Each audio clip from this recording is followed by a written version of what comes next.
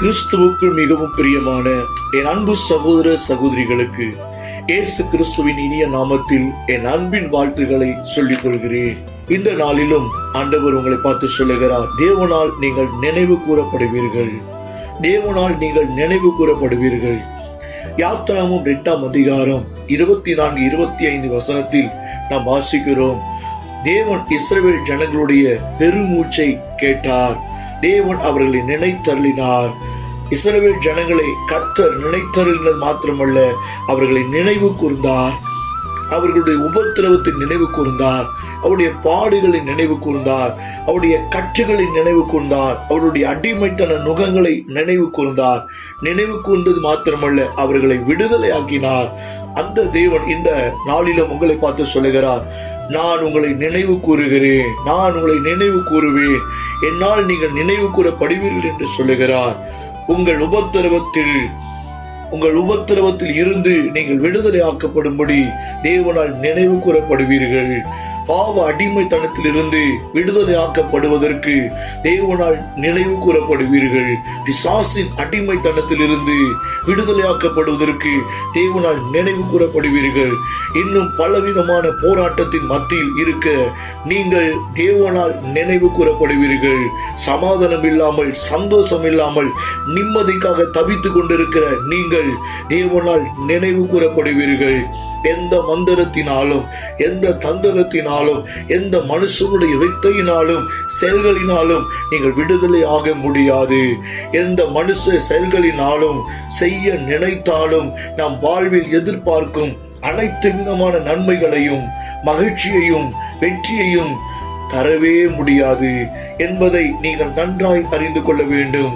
ஏனெனில் ஆண்டவர் இயேசு யோவான் 8ஆம் அதிகாரம் 36ஆம் வசனத்தில் இவ்வாறு சொல்லுகிறார், குமாரன் இயேசு உங்களை விடுதலையாக்கினால் மெய்யாகவே விடுதலை ஆவீர்கள். குமாரன் இயேசு உங்களை விடுதலையாக்கினால் மெய்யாகவே விடுதலை ஆவீர்கள். தேவகுமாரன் இயேசு விடுதலை ஆக்கினால் நீங்கள் கட்டாய விடுதலை ஆக்கப்படுவீர்கள். ஏனென்றால் அவரே பாவம் இல்லாதவர், அவரே பாவத்தை ஜெயித்தவர், அவரே வியாதி நோய்களை பலவீனங்களை ஜெயித்தவர், பிசாசை ஜெயித்தவர், உலகத்தை ஜெயித்தவர், மரணத்தை ஜெயித்தவர், ஆமென், எல்லாவற்றையும் ஜெயித்து ஜெயம் எடுத்தவர். அவர் எப்பொழுதும் உயிரோடு இருக்கிறவர். ஆமென். அவருடைய நாமமே அன்றி வேறொரு நாம் இந்த பூமியிலே கட்டளையிடப்படவில்லை என்பதை அப்போஸ்தலர் 4ஆம் அதிகாரம் 12ஆம் வசனத்தில் நாம் வாசிக்கிறோம்.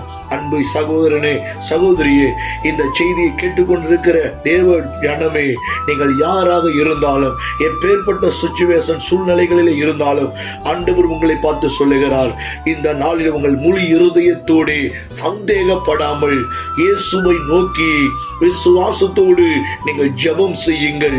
கட்டாயம் தேவனால், ஆண்டவர் இயேசுவினால் நீங்கள் நினைவு கூறப்படுவீர்கள். சகல கட்டுகளில் இருந்தும், சகல பாவ போராட்டத்தில் இருந்தும், சகல விதமான அடிமைத்தன நுகத்தில் இருந்தும், சகலவித உபத்திரவங்களில் இருந்தும் ஆண்டவர் இயேசு உங்களை விடுவிப்பார். அவர் உங்களை விடுவித்து ஆசீர்வதித்து உங்களை உயர்த்துவார். விசுவாசியுங்கள். ஜெபிப்போம். அன்பின் பிதாவே, இயேசுவின் நாமத்தில் இந்த வார்த்தைகளை கேட்கிற ஒவ்வொரு பிள்ளைகளுக்காகவும் உம்மை நோக்கி நான் ஜெபிக்கிறேன். தகப்பனே, நீர் ஒருவரே எங்களை நினைத்திருக்கிற தெய்வம். உம்மால் நாங்கள் நினைவு கூறப்படுகிறோம்.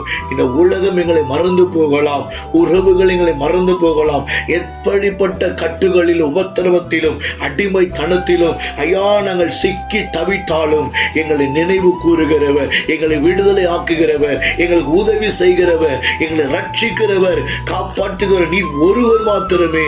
இந்த நாளிலும் உம்முடைய பிள்ளைகளை அனைத்து கட்டுகளில் இருந்து, பாவத்தின் அடிமைத்தன நுகத்தில் இருந்து, பிசாசுடைய எல்லா விதமான போராட்டத்தில் இருந்து உம்முடைய பிள்ளைகளை விடுதலை ஆக்கும். அவர்களை ரட்சியும், அவர்களை ஆசீர்வதியும், உயர்த்தும். உம்முடைய நாமம் மகிமை அடைய நான் ஜெபிக்கிறேன். கர்த்தாவே, இந்த ஜெபத்தை கேட்டு அப்படியே ஆம் என்று பதில் கொடுத்த தயவுகளுக்காய் உமக்கு கொடானு கொடி ஸ்தோத்திரம். இந்த செய்தியை கேட்கிற ஒவ்வொரு பேராய் தொட்டு ஆசீர்வாதையும் அற்புதங்களை செய்யும். உங்க நாம மகிமை அடையட்டும். ஜெபத்தை கேட்டு அப்படியே நீ ஆமென்று பதில் கொடுத்த தயவுகளுக்காக உமக்கு ஸ்தோத்திரம். இயேசு கிறிஸ்துவின் நாமத்தில் ஜெபிக்கிறோம் பிதாவே. ஆமென், ஆமென். God bless you.